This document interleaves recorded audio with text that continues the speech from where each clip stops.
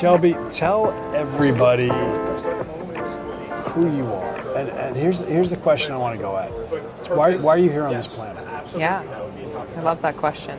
That's something we need to ask more often is your why, right? And your purpose. For someone like you, that's an easy question. Yeah.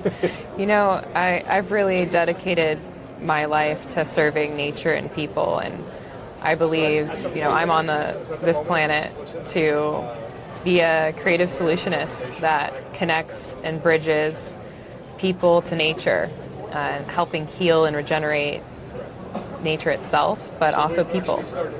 A lot of the master shamans will speak, and other religions speak of like the original big sin is our disconnect from each other and from nature. Mm-hmm. And the more we move in the technological phase of life, the more it seems like we separate. And the more that moves now at AI doubling in its power every 3.4 months, it's blown Moore's law out of the world. I think the concern is you see that separation more and more also exponentially happen. Do you feel that?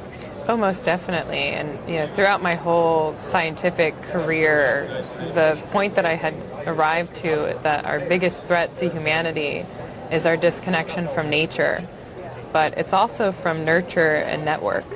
And nature ultimately is the greatest healer, but we're all supportive on it. We're at a conference, we're talking about the blue economy, ecosystem services.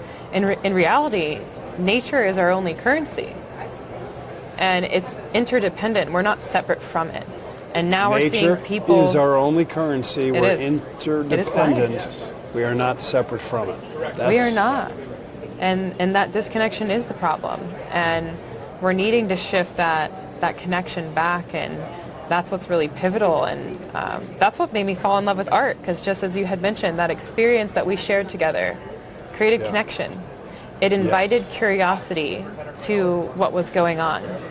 And we need that in these moments. We need to come back and connect with community, connect with nature, but also work with nature. Nature's incredibly resilient.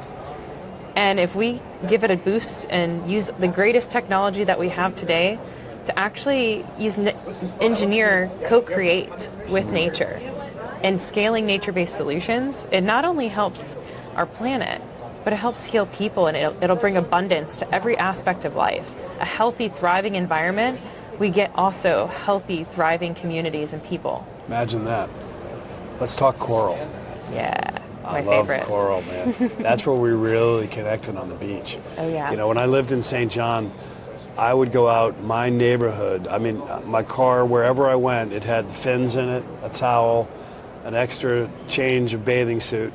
We used to call it in the island so you didn't get diaper rash. You didn't want to drive around in a wetsuit, and you were in the water so much. You always had that change. The hardest part was remembering your shoes. But I always had an extra pair in the back barefoot, somewhere, just in case. I love barefoot. Yeah, always. But we connected in the depth, because when I go into the sea, there is a level of depth of wisdom that totally transcends any way that I could even try to communicate it or even really process it. But it feels like, and I remember this exact conversation we had, because I don't have this with many people, there's some primal, ancient energy of coral that is just like, when I say it, I get the chills through my body. It's just, there's something so wise.